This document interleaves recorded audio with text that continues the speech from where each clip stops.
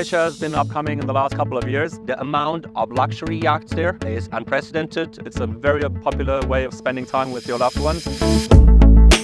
In Croatia, surrounded by a bunch of islands, there are nearly 60 marinas, and many of them are new. Croatia is absolutely a great location. It has come up so much in terms of the boats, in terms of cruise, in terms of marinas, and generally the tourism industry.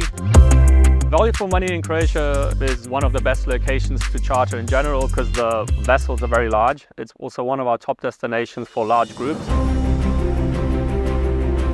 Croatia has recently adopted the euro currency.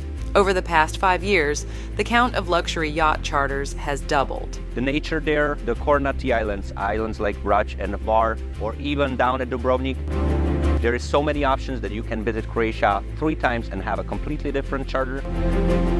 Something that's very attractive is the 13% VAT, which is fairly low compared to Spain, 21%, France, 20%. Croatia has emerged as the latest upscale destination in Europe. Experience it with a premium broker. Please talk to your yacht charter broker about visiting Croatia.